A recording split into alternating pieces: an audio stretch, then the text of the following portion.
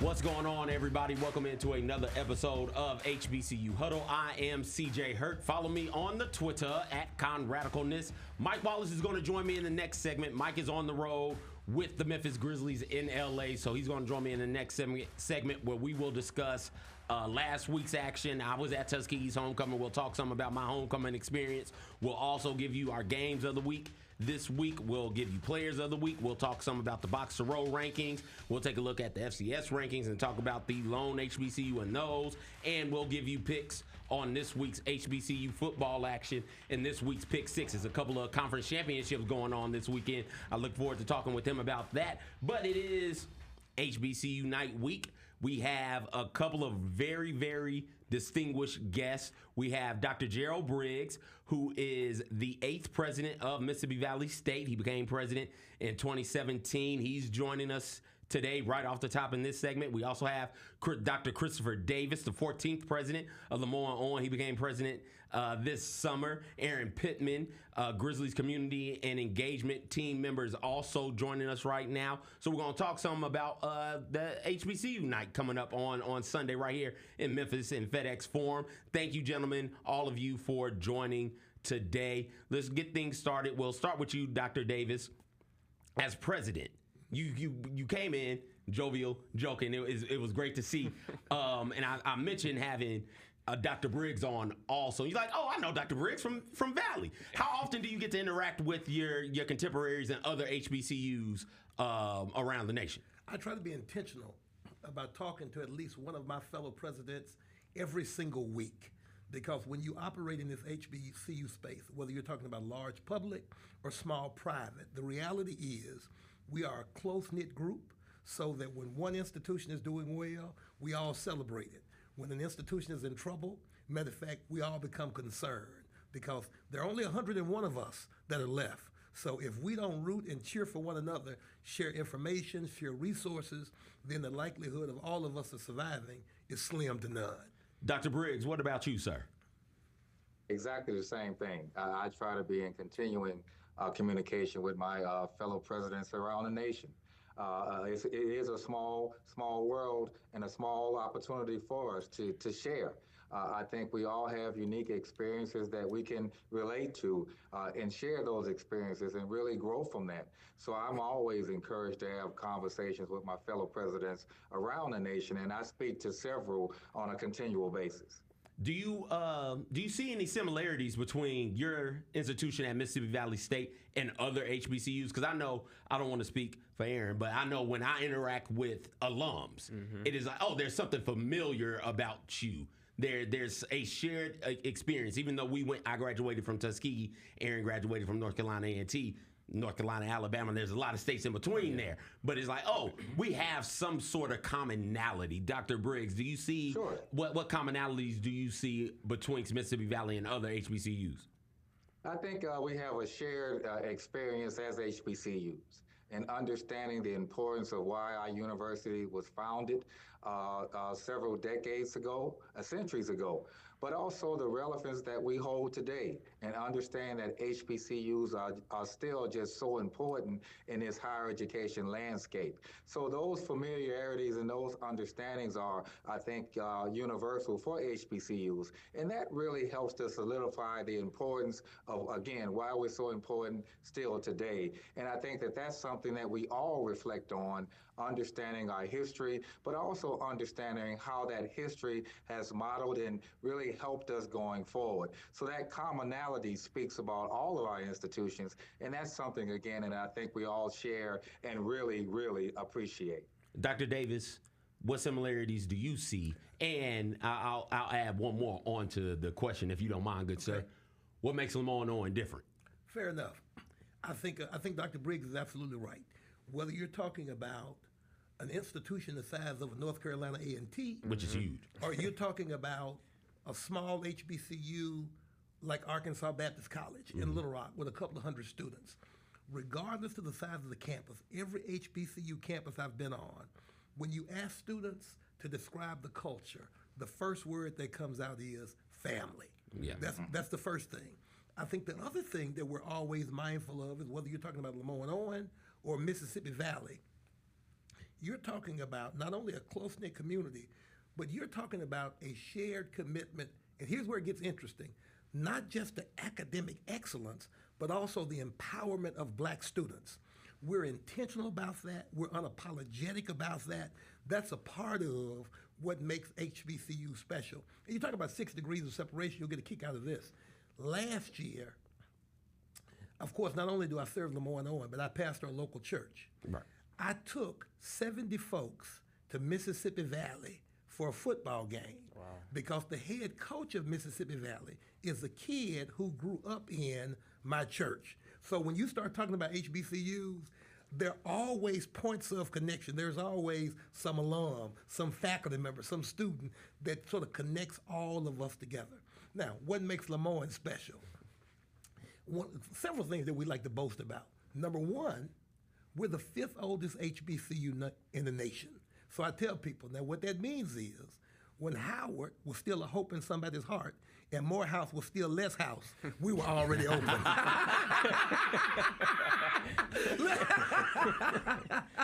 We were already open. So, of course, that excites us. So now one of the things that we own, when you talk about being the 5th oldest HBCU in the nation, what that really means is that you're the source. So we try to live into, what does it mean to be the source of black culture, black excellence, black success? And so for 162 years, we have been unapologetic about that, and we don't anticipate apologizing for that anytime soon. All right. Dr. Briggs, what about for you, sir? What makes Mississippi Valley different from other HBCUs? What makes it a special place to be? Sure. Well, I definitely appreciate the question, but really it speaks to our beginnings because we are one of the youngest HBCUs, if not the youngest, founded in 1950. So now we're about to celebrate our 75th anniversary next year. But I think what really makes Valley special is our motto, and that motto is live for service. And what does that mean? That means we understand the importance of what? Giving back. When I speak to students in our community, I always say we owe somebody or somebody's something. We all do. And we know that we wouldn't be here if it wasn't for the toils of our history and those who came before us. So by living for service, again, that's a motto, but it's also something that we embody here at the university, because we are still one of the only universities that actually require a community service component for all students. You have to complete this community service in order to graduate from Mississippi Valley State University. So that live for service really speaks about who we are, the importance of community development, community involvement, and I think that that's one thing that really speaks about the importance of Mississippi Valley State University. That's powerful. That really is the community service component of the application process was something I remember going through when I was applying way back in 2004. I was applying. I don't know if you were born yet, Aaron. I'm on one. I was around. We got 2 great presidents in here. 2 great presidents who are going to be taking part, have their universities in some capacity taking part in the HBCU night festivities going on Sunday. How did you guys set this up? What went into making it this? Because it's usually in February. It's usually a part of Black History Month. Now it's in November. It's got all of the spotlight, all the shine, all of the attention. Walk me through how all of these moving parts sort of came together. Yeah, so as you mentioned, HBCU Night is an annual celebration here with the Memphis Grizzlies to celebrate historically black colleges and universities. And so this year, and went into this thought process, we wanted to recognize HBCU in a different time. During the month of November, which is HBCU Day in Tennessee, we wanted to highlight historically black colleges and universities. I know around this time is homecoming season for all schools, but we wanted to take the time out to give HBCUs their love. With the organization, first, it starts with a full organization effort from different departments, from down up to marketing, entertainment teams, PR. They all do a great job to help put this together. And then we go out and push it out, get these people to come out to the games, invite presidents to come on and talk to panels, and just invite different people who are HBCUs, like you said, family, and who has love for HBCUs to get them here at the game. Wonderful, wonderful. Dr. Briggs, why was it important for you guys at Mississippi Valley State to participate in HBCU Unite with the Memphis Grizzlies?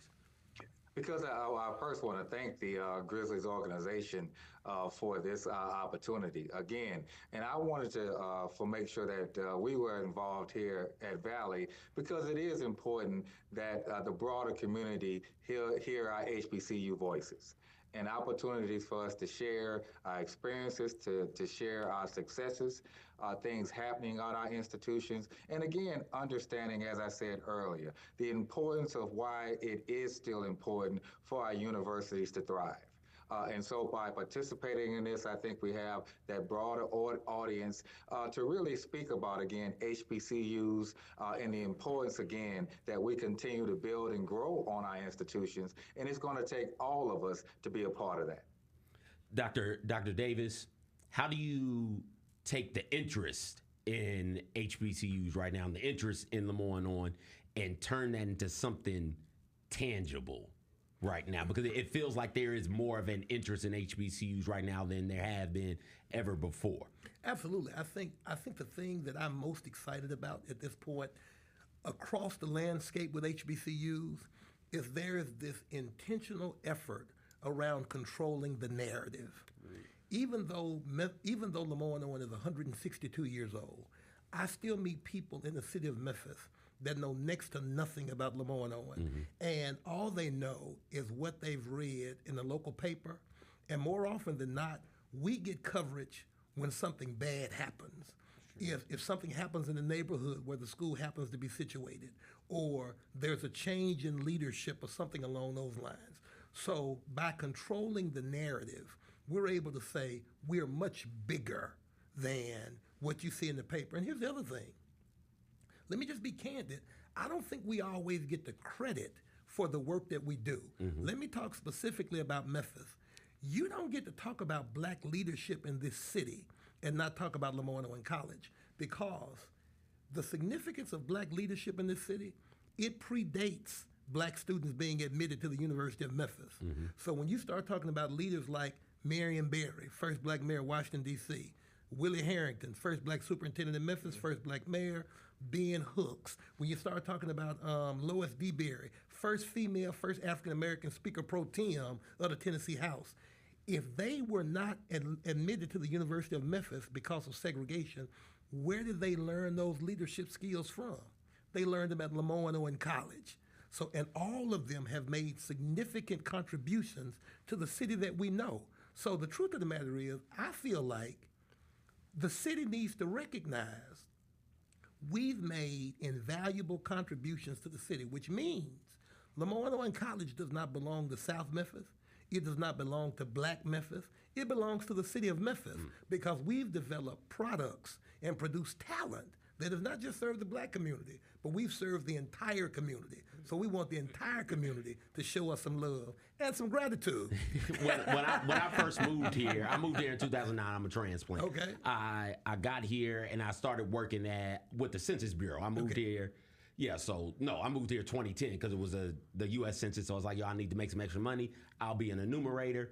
And I remember talking with somebody who was in charge at the Census Bureau, and we were just, chopping up, talking.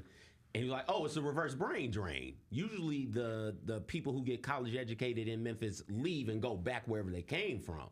And I was like, oh, okay, and didn't think anything else of it. And then I started interacting with Memphians, and you can't interact with Memphians without coming across a couple of magicians, And so in interacting with them, I realized, a lot of Lemoyne grads stay here. And I think there was a really good article written in the Memphis Flyer last year that highlighted that fact, where all of these universities are in the city. Rhodes is here, Christian Brothers University, Memphis, Lemoyne Southwest, and Lemoyne is the one that educates the people who become leaders in this city. And I think that's something that Lemoyne-Owen is rightfully proud of and should be proud of, because it matters, it's important, and it impacts the city of Memphis throughout generations. I tell Ted Townsend, whenever he and I speak, of course we do know there's a great deal of conversation around Memphis experiencing brain drain. Our best, our brightest, going to Nashville, Atlanta, other surrounding areas. But you're absolutely right. We're the only institution in this city that can boast of the fact that over 90% of our graduates, regardless of where they come from, If they graduate from Lemoyne, they stick and stay and become not only a part of this community, but they become economic engines in this city. So you can't talk about wealth creation, growing the city, keeping our best and brightest, and all of the other taglines that they've got, and not include Lemoyne in that conversation, because we do that better than any other institution in this city. Yes, sir. Dr. Briggs, you brought up the community service component of the application process at Mississippi Valley State. What advice would you give to prospective students, the students right now in high school that may be starting their college application process? Well, one thing I would always encourage them to do is really consider opportunities and really what speaks to them personally and really what drives them, and institutions that can support that. Institutions that can support them as a student, but also as a human understanding the learning process. It's important, we know students come to a university to do what? To get that degree. But you also have to understand the importance of getting an education and preparing yourselves for life's challenges, but also life's successes. And that's something that I really encourage our high school students to consider and take a look at when they're thinking about which institution will fit their needs and really give them that quality experience both inside the classroom and beyond. And I think Dr. Davis is perfectly in line, because it's really talking about we have to be able to tell our story. Because guess what? If we don't tell it, we know there's others trying to tell it for us. And we know in most cases that's not accurate. So we have to be in the mindset of telling our story, really talking to our potential students about, again, the importance of the HBCU experience, those personal experiences. Because I know today I wouldn't be sitting here as the 8th president of Mississippi Valley State University if it wasn't for my experience as an undergrad at my HBCU I attended. So really, it's about really opening the mind, opening and understanding opportunity, and really making choices that's best for them and their families. Dr. Briggs, you brought up the difference in getting the degree and getting the education. Or you just mentioned that in passing. I wanted to go back to that just for a moment. Can you tell me the difference in the two? Because I feel like so many times the focus is simply on the degree and we leave out that whole other side of it. Well, I think that's part of what we have to understand when we talk about education, is really just attaining and understanding the importance of building knowledge and really realizing you may take classes to get that degree. But it is also important that you take classes that goes beyond and talks about education. I know, and again, in my experience, my degree is in chemistry education. Hey, mine's in biology. Oh, okay. Well, I'm in kinesiology. I'm right there with you. Yeah, we go. I'm right there with you. Yeah, good. But I realized young in my college career, I said I wanted to begin to work in higher education, and how I was going to do that with a degree in chemistry education. But I was able to make those transitions based on those other experiences, just again, attaining knowledge and understanding not just knowledge attainment, but knowledge sharing, and really committing myself to those opportunities that led to a career in higher education. So when I talk about getting that degree, again, that is just so important. And that should be primary for students when they think about selecting an institution.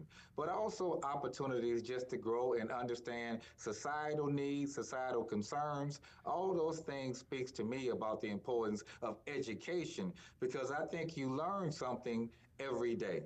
And how do you process that? How do you fold that into your decision making? How do you really engage that? I think really speaks about what HBCUs do, because I know that that's what was done for me. Yes, sir. Yes, sir. If I can add on to the advice that Dr. Briggs gave about HBCU, I didn't recently graduate, but I graduated about 2 years ago. And so just the advice for high school students, HBCUs have been in the forefront of history for plenty of years. I want to shout out North Carolina A&T. I know there's a lot of HBCU love here, but I had to throw that in there. Put it in there. North Carolina A&T, for example, Greensboro four students that attended North Carolina A&T to start the sit-in movement in Greensboro, North Carolina. They were in the forefront of history, and historically black colleges have all historically black colleges have a lot of history, a lot of people who've done great things. As you've seen this year, Kamala Harris is the years before, she vice president and then ran for president. A lot of people that went to HBCUs before didn't know that was possible. And so now having those big figures out there that are doing great things is just monumental and is inspiration that HBCU students can go out and do above and beyond. I think at HBCUs, PWIs, whatever the case may be, none of them probably want to hear me say this. But here's the reality. I think Dr. Briggs is spot on. If you graduate and do not understand the interconnectivity of community, culture, context, and all of that good stuff, what you have in that degree is a high school diploma with a gold star. That's essentially what it has come down to. You've gotten another high school diploma with a gold star. That's why we have to talk. That's why it's so critical for us in HBCU spaces to continue to develop relationships like with the Grizzlies. We need internship opportunities for our students. We need exposure for our students. They need practical, real-world experience. That's why I get excited about these type of initiatives, you know what I'm saying, that will ultimately lead to stronger relationships that prove to be mutually beneficial, because at the end of the day, we are a source of talent. And any viable organization is going to need talent. So we provide talent. These type of industries and organizations, you provide practical experiences for our students, and it becomes a win for everybody, for the institution, for the organization, most importantly, for the student. Yeah. Yes, sir. Yes, sir. I had a big fear coming in here to do this interview, and it was, hey, don't keep them too long. And I've already kept you guys about 7 minutes too long. But last thing, and then I want both of your thoughts, and then I'll let both of you go. Thank you so much again, Dr. Briggs and Dr. Davis. This was a great conversation. What has it been like partnering with the Grizzlies on this venture, Dr. Davis? Well, I'm excited about it because, again, I view it as a community initiative.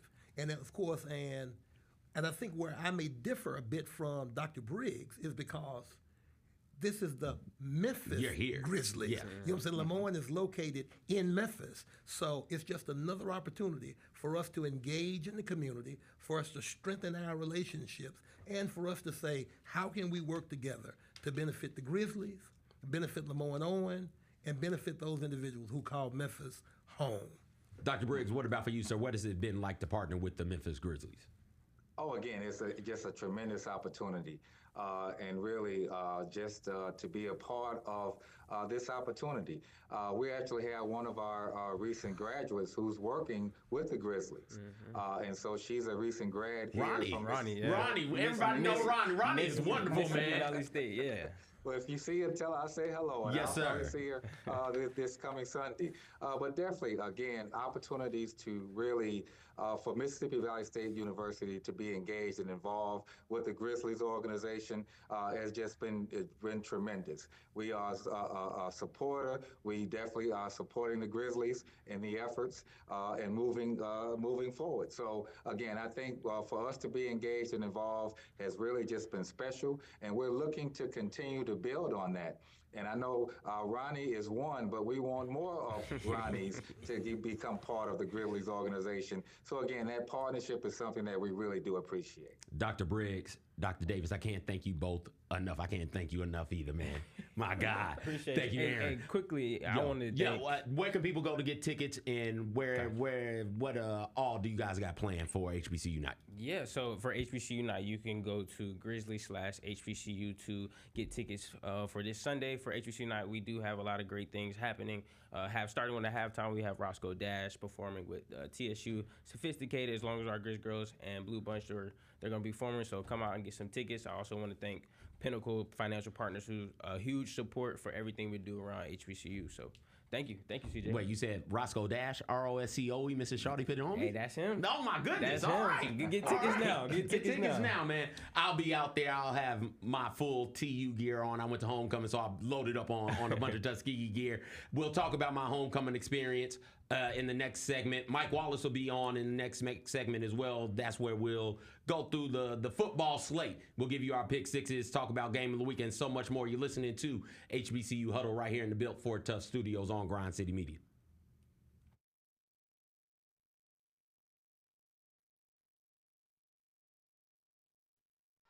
There's no substitute for experience, the knowledge gained from having been there before, and the passion to share what you know to make everyone around you better.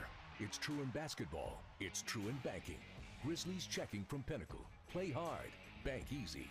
Open a Grizzlies checking account with at least $100 and a recurring direct deposit by August 31st, and you could receive a $200 direct deposit bonus into your account. Details at grizzliesbanking.com. Member FDIC. John Cena was spilling life lessons on this stream, bro. So the best thing I watched all week, John Cena on the Costinette stream. By the way, he stole your hairdo. You got to make a phone call. I was about to say, you showed me a little bit of this clip because I saw the messy room, and the only thing I could see is John Cena's hair. I mean, come on, bro. He stole your bar. It's he stole literally identical. He stole your flow, bar for bar, word for word. How is mine more gray than his, though? Tune in to Grind City Wrestling weekly on the Grind City Media app and on the Grind City Media YouTube channel. The three big beats this week. One was root for points in honor of John Roser. How about that Miami-Louisville game? Crushed the over, which was 60. Finished with 97 total points, 52-45. Meanwhile, the Academy's covering again, both Army and Navy, getting the job done. Army, best start since 96. America. Navy crushed Charlotte. They're ranked 23rd and 24th in the country. The Odds Couple, live at 2 p.m. on YouTube at Grind City Media and the official Grind City Media app. When it's all on the line, you turn to the strong, the stable, the unwavering, to those with a history of raising their performance to meet the moment. It's true in basketball. It's true in banking. Grizzlies checking from Pinnacle. Play hard. Bank easy. Open a Grizzlies checking account with at least $100 and a recurring direct deposit by August 31st, and you could receive a $200 direct deposit bonus into your account. Details at grizzliesbanking.com. Member FDIC.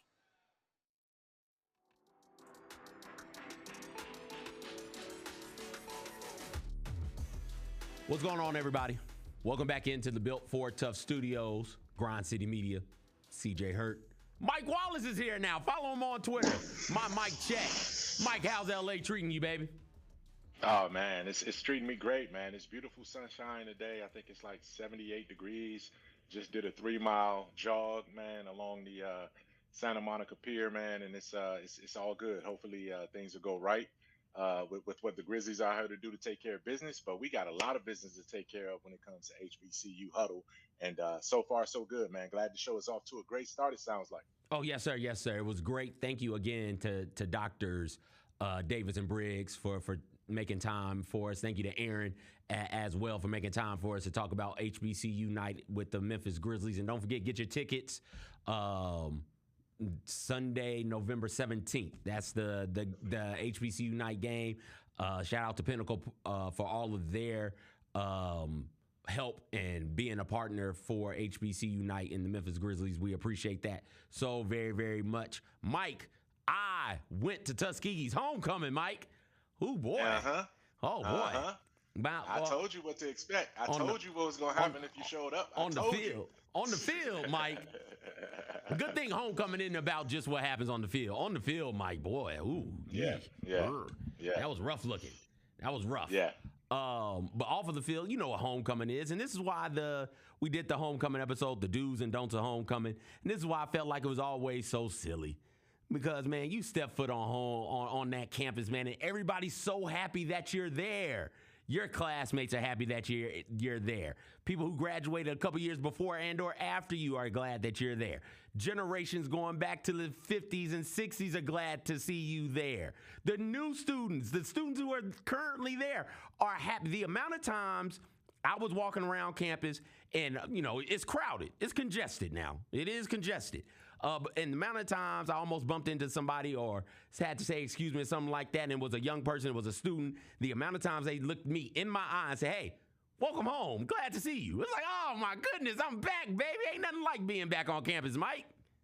No, it's not. It's not, man. And I feel it for you. You know what I mean? I haven't had a chance to get back to my alma mater, Grambling State University, and the campus there in several years, and I need to make that a priority in the coming year for sure. But now, man, the only bad thing about homecoming when you do go back, from everything I've heard, is that it goes so fast. Like you wake up and you're there, and then you wake up again, and it's time to head back home. And you try so hard to carry that energy and that vibe back home with you, but it's just so hard to do that, man. But you got to live in that moment when you're there, and it sounds like you had a great time outside the 4 quarters of football and the 60 minutes that transpired on the football field. It's, I think, so, Mike, have you ever been to a football game at Tuskegee? No, I have not. Okay, not for a football game. I've been to the campus, but I haven't been to a We football got to get game. you to a football game. Because it is one of the most, and everybody feels this way about their university, but Tuskegee's football experience is one of the most unique in the nation, in that the tailgate is in the stadium. So you think about a stadium, an arena, something like that. It's a big circle, and there are multiple places to enter, right? Well, at Tuskegee, it's a big circle. There's one real place to enter. There's one side that you can enter on, and that one side has maybe 2, 3, maybe 4 gates, 4 ways for you to enter. And this is Tuskegee being Tuskegee. Knew what it was. Knew it was the 100th homecoming celebration. Knew that the stadium setup is what the stadium setup is. It took us 45 minutes to make it through the line. And the way we ended up getting through the line is we just pushed our way in. We just pushed. They said, hey, you can't come in this way. This is only for students. Like, I scanned the ticket and we're coming in this way. And that's how we ended up getting in. And when it's all said and done, I think the announced attendance was right around 47,000, maybe 47,185, something like that. And they ended up stopped checking tickets and just opened up the gates to let people in. That's how wild the lines were. So I think it was closer to 50 or 60,000 people in attendance for that D2 football game. The 47,000, somewhere between 47 and 48,000. That was the most. That made it the most attended game in D2 football this year. But I'm telling you, Mike, I think it was closer to 50, 55 than to the 47, because they just ended up having to open the gates up and let people in. Yeah. I mean, when you talk about it like that, I think let's just say the ticket takers and the ticket counting process was compromised. Bless by their the hearts. By the time that last, once they got to 42, 43,000, all the numbers, it could have been 70,000 in there, if we really, really took toll and counted, man. But I've always heard it's a unique experience. You've talked about it on the HBCU Huddle here multiple times, and also just the shed. I've heard so much about the shed. Boy, the shed was rocking, Mike. Yeah, and you know what? I've never, every time I hear about Tuskegee football, all of the video shows the shed. Mm-hmm. It never shows the field. No. It never shows the view from the shed onto the field. No, you don't need that. It shows the view from the field up into the shed. Because they and all rocking, of Mike. the ball and parlay crowd and the swing and the chanting. All of that stuff is all what it's all about. So yeah, I look forward to getting down there one day, man. Maybe we get see. In 2025, we got to do some new things. We got to have a policy and some agendas. 2025 homecoming, we got to go to Tuskegee and do an episode from Tuskegee, and then go to Grambling and do an episode from Grambling. If First Take can do it, why not us, man? That's what I'm gonna put on the agenda for 2025. Let's make it happen. Yeah. As great as homecoming was, and getting the fellowship. So after the game, everybody goes where? You go to the yard. Kick it on the Ave. Saw a lot of classmates, saw some new friends. Shout out to Monica. She's from Memphis. I met Monica via Chris Vernon because of HBCU night. Full circle moment. She saw me up there doing the rounds during the in-game stuff, entertainment, which the Grizzlies do a great job of in-game entertainment.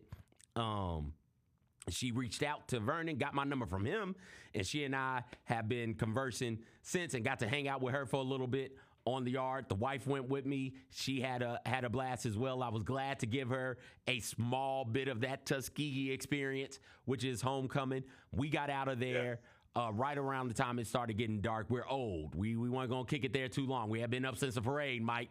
We didn't have that much left in us, so we left about 6:30.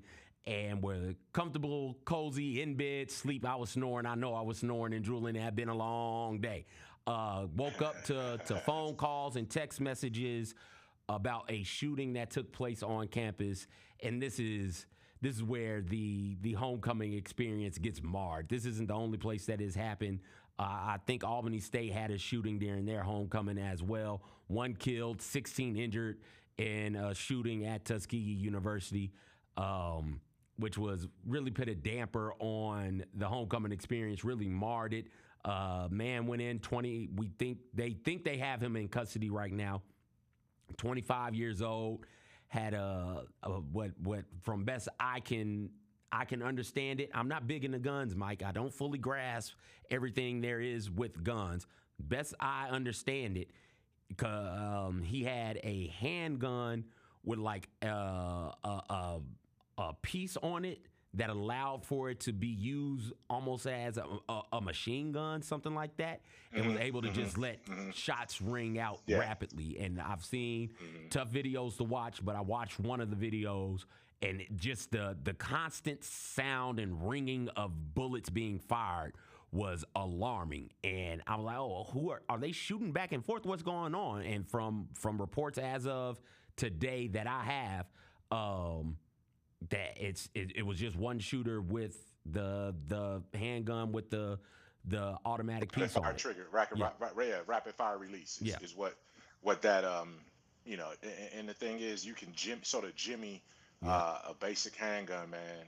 I don't know what kind. I hadn't seen the reports of what kind of gun he used, but you can jimmy it where you get rapid fire release action, and it becomes multiple bullets fired at rapid fire.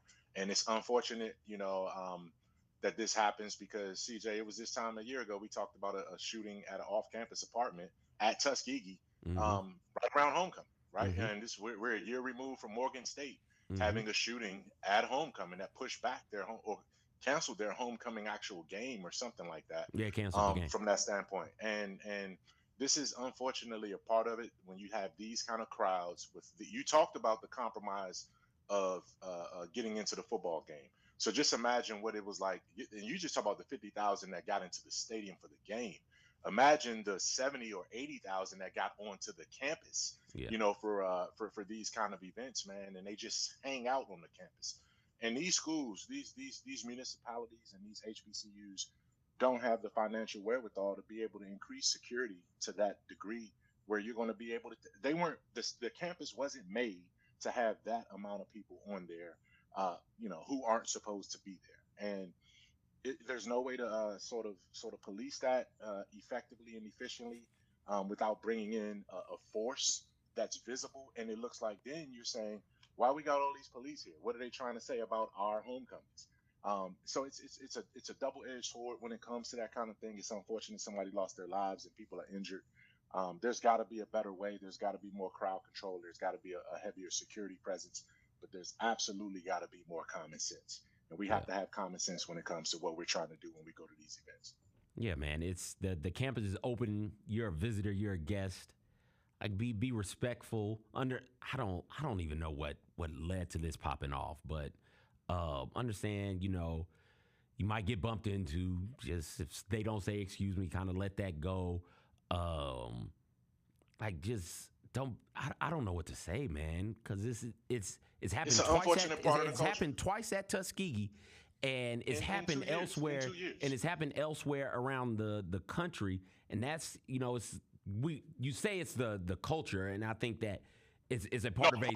I'm not. I think it's a small. Yeah, part of. I think it's a part of it. A small and growing part of American culture as a whole, not just black culture. Everybody's got them, man. Everybody's got guns, and if you got a hammer, you plan on nailing something. Nobody has a hammer who doesn't plan on hammering something at some point in time. You have a gun, that means you plan on using it at some point in time. So, like, if everybody's got them, these things are unfortunately, it feels like inevitable, and I hate feeling that way. But from coast to coast, north to south, HBCU to PWI, shootings are popping off, man, at rates that make me really, really uncomfortable and fearful when I'm out in large spaces. No question, no question. And that's, and as you said, we're talking about in specific as it relates to HBCU culture, but it's not just, it's not just about HBCU culture. This happens everywhere and at any university, large or small. I've lived through, probably 50 campus shootings that I can just remember. Like I can recite where it happened at, in school shootings. You know what I mean? I've been in cities and states and, a couple of miles away from some of these things happening, and it's disturbing. We have a gun culture in this country, and regardless of what side you stand on, I support responsible gun ownership. I don't have a problem with responsibly owning a gun. Not everybody who has a gun is going out and saying, "Hey, I'm looking to get pissed off about something so I can shoot somebody in the head."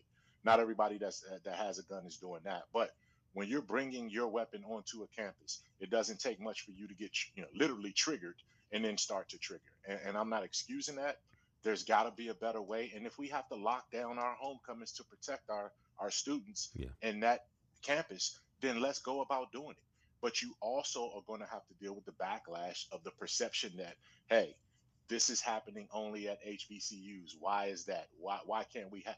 And sometimes you can't have it both ways, man. Do you want a safe, gun-free homecoming with a fraction of the people on the campus, or do you want to open it up and have the biggest block party ever, and then there's a chance that something can pop off like this, literally? And unfortunately, it's happened twice in 2 years at Tuskegee, and I just wish that community better, and hopefully some things can be put in place to at least enhance the safety and security of the students and the people there. Yeah, thoughts and prayers. They've closed the campus down. It's no longer an open campus. If you don't got a badge, student ID, you can't be on campus. They're walking around checking those things. Thoughts and prayers. And probably that should be the case, man. That probably should be the case. That sucks, man. I hate that because these universities, Mike, you know what it is. These universities, are they a place of higher learning? Yeah, absolutely. But you can't tell me that Fisk and Tennessee State don't mean something to the citizenry around them and off of Jefferson Street, right? Like the citizenry around Howard. You don't have to go to Howard to be impacted by that university, right? Tuskegee is much the same way. Grambling is that way, where it is like that community feeds off of that energy, and then to shut that campus down like that. I understand. I'm with you. Right thing to do. I hate it with all of my fiber, though, man.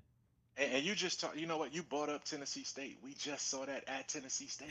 Like, we just saw that at Tennessee State for their homecoming, where two dudes got arrested and there was a shootout just off the campus, based on their homecoming, man. And it's like, you can't bring up a university and homecoming without, you could just Google homecoming and then put HBCU in it, and then there's going to be some related story where there was a violent episode or shooting. For the most part, and I don't know if that's the answer, shutting everything down, but you almost have you have to do something. You can't just not do anything. Yeah. So thoughts and prayers to the Tuskegee community, and thoughts and prayers to the 18-year-old slain during this mass shooting, and everybody injured. We send our prayers and our wish the best to those families. Hard pivot now. On the football field, Miles beat the hell out of Tuskegee. We don't got to talk about that. We do need to talk about some of these players of the week. Let's start with the HBCU Huddle player of the week. Alabama A&M's Donovan Eaglin, 5 rushing touchdowns, Mike. 1, 2, 3, 4, 5 of them things, 148 yards. One of 2 players with 5 touchdowns in a game in the FCS this year. He had a big game, Mike. Yes, he did. And big time. They needed a bounce back type game like that, where they had something to prove. I don't know what this means, and we'll get into it, as it relates to the SWAC East race. I mean, it seems like, again, FAMU lost. I think Jackson State clinched that thing. That thing is locked up.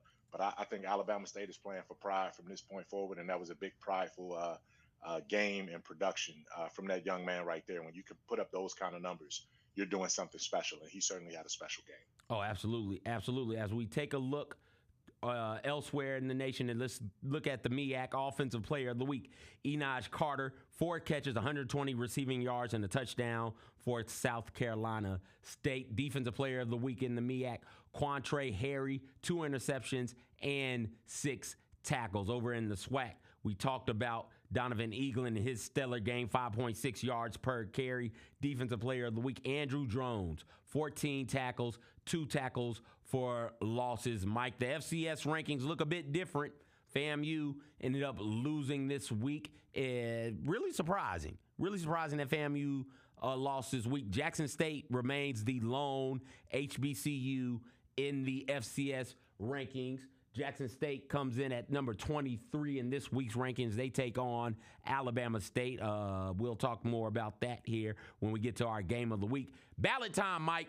Mike, with all of the losing going on, my ballot felt impossible this week to do. Not at the top.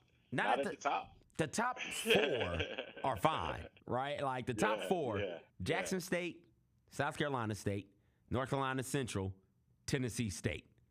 All right, I'm good on that. Tennessee State got back to winning, so that's good. They hadn't quit. They're gonna go out there and fight. Technically speaking, I do believe they could still win that conference. They just have to force a tie. They have to win out and then force a tiebreaker scenario. Yep. All right, Mike, and they need help. But I'll get to your ballot though. Your ballot looks absolutely fine. I think that top 4 speaks for itself. I would even say the top 5 speaks for itself. Johnson C. Smith. Now, from 6 to 10, you're dealing with some teams that had to take some losses here and there, with the exception of Virginia State. Obviously, they beat Virginia Union to force a rematch this week, and I'm sure we'll get to that in the pick 6. But yeah, it's a jumbled mess. Johnson C. Smith went 8-0 and then lost their last 2 games, to fall out of that prime spot where they were in that conference, man. So great start to the season for them, bad finish to the season for them. FAMU was just kind of meandering through the finish line, and I think everything else you have up there is about legitimate. Johnson C. Smith. You caught your breath yet, man? You got that cough out? You straight? Johnson C. Smith beat Virginia State and Virginia Union and will not be in the championship game. Right? They're all in the same conference. Johnson C. Smith beat both of them and is not in the championship game.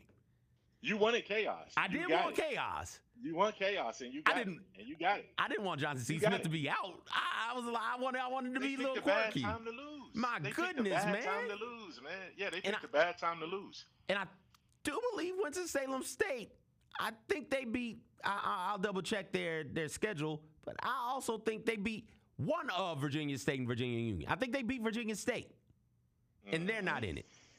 Losses to Virginia State, losses to Johnson C. Smith. That's just a weird conference, man. That's some good stuff right there. I don't have, as we take a look at the Box to Row rankings, where my ballot feeds into, Box to Row has Virginia Union at 10, Alabama State at 9, Virginia State at 8, Miles at 7, Southern 6, FAM at 5, North Carolina Central and Tennessee State tied for 3rd, South Carolina State at 2, and Jackson State at 1. I did not have Miles in my rankings because you hate. That's well. You're hating. Well, Mike, they're the hottest team in HBCU football. Mike, 8 straight wins. Mike. Blowout of Tuskegee in front of you. Mike. You and 52,000 people saw what Miles can do, and you didn't put him in your ballot, man. That's just straight hate. Just call it what it is. Call it what it is. Mike, we're going to I got your pick 6, right? We got that game on the pick 6. I know who you picked on the pick 6. Absolutely. So I'm not, listen, I don't have Miles in there, Mike, because I don't have Alabama State in either. And that loss to Alabama State, I don't think that's a particularly good loss for Miles to have, right? That's why I don't have them. I feel like if I have Miles in, I have to have Alabama State in, and I can't have Alabama State in. Nah. See, any other time I let you do your picks your way. This time I'm calling you out. That's wrong. Okay. Miles should be in there. If you're gonna put Johnson C. Smith in there, Miles and Johnson C. Smith have the same record right now. Essentially, they got the same record. One of them is trending up. One of them is trending down. Only one of them just rolled Tuskegee right in front. You don't got to keep Only saying one it of like that, Mike. Only one of them just rolled. You don't got to keep saying it like that. Do not justify leaving Miles out because Alabama State would have to be out. Guess what? Guess who just knocked off Alabama State? Those Grambling Tigers. That's Grambling why. That's I knew you were chipper for a reason, Mike. Hey, but I'm gonna let you do your thing, man. Go ahead and justify why you hating this week.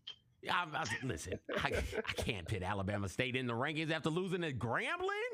What are we talking about here? Let's look at the game of the week. That's not Miles' problem. That's not Miles' problem. Speaking of Alabama State, Jackson State versus Alabama State is this week's game of the week. We go to the game of the week, tail of the tape. Jackson State all-time record of 501, 338, and 22. Current record of 8-2. Notable alum James Meredith. Those of you who don't know, he rolled 31,000 deep into Oxford so he could go to college one time. Player to watch, Irv Mulligan, who I do believe is leading the SWAC in rushing yards per game. On the other side, Alabama State, all-time record of 523, 511, and 41. A really promising season at the start for Alabama State has fallen by the wayside. They are currently 5-4. Notable alumni, Rosa Parks, pride of Tuskegee. A lot of people didn't know that's where Rosa was born. And player to watch, James Burgess. He has 8 combined passes defended and interceptions. His 4 interceptions leads the SWAC. That Alabama State defense is still really, really good. I hate that the injuries hit them so hard on the offensive side of the ball, Mike, to start the season. Yeah, it's they've kind of been up and down. When you look at the SWAC, man, you see so many teams at 6-4, 4-6. So many teams are either a game above 500, game below 500, or right at 500 overall, and it's been an up and down season for Alabama State. Honestly, man, even though they had to go on the road, that was a bad loss at Grambling this past week. With so much more that Alabama State had to play for, they had a chance. They legitimately had a chance to win that game against Grambling and then go into this week's game against Jackson State and try to derail what Jackson State is up against. Because Jackson State still has to play Alabama State, and they still have that rivalry game against Alcorn. So the East could have still been sort of up for grabs. Alabama State stuck themselves in the foot by taking that loss to Grambling from that standpoint. I do think this is still going to be a competitive game. It always is. There's always something extra with these two teams going back to when prime Coach Deion Sanders, they put the billboard up there when they beat Deion and them in the year after the COVID season impacted that season. And, so I'm looking forward to a good game there. But having said all of that, man, Jackson State is just rolling, and they're looking like they're ready and prime for the Celebration Bowl in Atlanta this time in a month from now. To your point, Mike, there are 5 teams with 5 wins, either 5-4 or 5-5. Alabama in the SWAC. Alabama A&M, Florida A&M, Alcorn State, Prairie View A&M, Grambling State. 5 sitting there at 5-5, 5-4 in the SWAC. And that's almost half your conference, right? That's almost half of your conference. You've got an 8-2 Jackson State. You got a 6-4 Southern. Like that's almost half of your conference is basically the same. It's a coin flip, Mike, week in, week out. Yes, it is. Yes, it is. And we've said it was going to be like that. You know what I mean? We said coming into the season that, yes, everybody picked Alabama State as the team. They were the preseason team to win the SWAC. And they, with 3 weeks left, 3 games left, they're not going to be in that position. But we also said it could easily go to FAMU. It could easily be Jackson State. It could easily be Prairie View. It could easily be, any other team that was ready to jump up and take that mantle right now. And Jackson State did. They were the team that's been the most consistent throughout the season. Yes, Alabama State had a bad loss to Grambling. Jackson State has a bad loss to Grambling. Grambling was capable of beating anyone, and they were capable of losing to anyone as well, too. And that's exactly what happened. Yeah. Oh, boy. I look forward to seeing how this all shakes out on the football field. Let's take a look at last week's Pick 6. Mike, your overall record, 48-18. You bounced back week, Mike, 4-2. Only Virginia Union. Nah. Hey, I'm 5-1. 5-1. But you are 5-1. You are 5-1. Grambling did beat Alabama State. That's my mistake. Yeah. Mike, you are now 49-17. Yeah, 49-17. 5-1 on the week, Mike. But that's all good though. Nah, it's all good. It's all good, man. And that Virginia Union game was a toss up, and Virginia Union could have just clinched it right out, and they didn't do it. Now they got to play again back-to-back weeks, which is strange. It's strange that it worked out that way, where you play the same team in consecutive weeks. I think and we'll get to it in the pick six too. I think it's going to be difficult to beat the same team twice, but I don't know why that's a cliche, because if you beat them the first time, you should be able to beat them the second time. But we'll see. I like my how my week turned out this past week. I am and shout out to Tennessee State too, because as you getting said, back to winning. They had a chance to fold and just say, we did it again, and it just didn't happen. But they went on the road to Western Illinois and put up 40 points or something like that, put up a nice win there. And they're going to push this thing out, because I think if they can find a way in I think a week or two, the next 2 weeks, to finish out with wins, they can make a case for tying for the Big South OVC, and then maybe trying to get an at-large spot in the playoffs. If it works out, they would have to get some big-time wins down the stretch, including over Southeast Missouri State, which has left itself vulnerable by taking a bad loss this week in the Big South OVC too. Yeah, I hope there's a way to get Tennessee State in the postseason. I really, really do. As we take a look at my Week 10 recap, I was 4-2 though. Alabama State over Grambling, and then Tuskegee over Miles. We don't need to keep beating Tuskegee like this. Miles already did enough. We left after halftime. We're like, oh no, we see what this is. We watched the band go out there and perform. They did a great rendition of a bunch of Michael Jackson songs. It's really, really good to see. Miles' band is really, really good also. Let me be clear about this. Miles has a superb band. They always do. That was one of the highlights of my homecoming experience. But the football game was like, let's go get us a fish plate, get on out of here and get on the yard. And as we were leaving the stadium, we hear the roars of the crowd and look up, and wouldn't you know it, Mike, Miles scored again. I was like, I can't take this no more. Get me the hell up out of here. Get me out of here. All right, this week's pick six, Mike. What you got? Jackson State, Alabama State. Oh, okay. We're going with that one first. Okay, Jackson State over Alabama State. I think Jackson State is just destined to get it done now. Alabama State will still have some fight in them. It's not going to be an easy game, but Jackson State's just too strong. Ooh. Next up, I got, Alcorn State over Prairie View. This is a tough one, but I think Alcorn wants to put themselves in position to be right there with Jackson State and make some noise in that conference and going into the final regular season game of the SWAC schedule. And I think they have to beat Prairie View as a tune-up to get ready for Jackson State right after that. So I got Alcorn State beating Prairie View. Mike, next up after that, yes. No, go ahead. You got it. Okay, North Carolina Central over Howard. This is going to be an entertaining game. I think this is going to be a shootout, a legitimate shootout. I think both teams are capable of putting up 30, and it's going to be a fun game. But I think North Carolina Central has to get a bounce back after losing to South Carolina State, and I think Howard is not going to have enough to stop North Carolina Central if they get the ball last. Next up, yes, that was the game I was going to lead off with, South Carolina State over Morgan State. This is going to be the opposite of North Carolina Central and Howard. This is going to be a defensive slugfest. I think the first team to 15 or 14 points wins this game, and I think South Carolina State, has the offense to give Morgan State some problems more so than the other way around. I think this is going to end up being a 21-14, 21-17 type game right there. Next up after that, flip it around from the other last week. I had Virginia Union beating VCU last week. I'm going to leave it that way again since they're meeting for the championship right here. I think Virginia Union is going to bounce back and understand that they gave one away last week. I don't think they give two away with Jada Byers running the ball and having success on the ground. And then last but not least, all that love for Miles, Mike. All that love for Miles, Mike. It is love for Miles. It is love for Miles. And I think if I could attend any of these games this week, any of those games, it would be the Clark Atlanta versus Miles. Not only because it's the championship for the SIAC, but because it's the team that was the hottest over the first 6 weeks of the season in Clark Atlanta, going up against the team that's been the hottest over the last 6 weeks of the season, which has been Miles. I think this is a legitimate championship game, and I think it's going to be entertaining. Clark's passing game up against Miles's running game and rugged defense.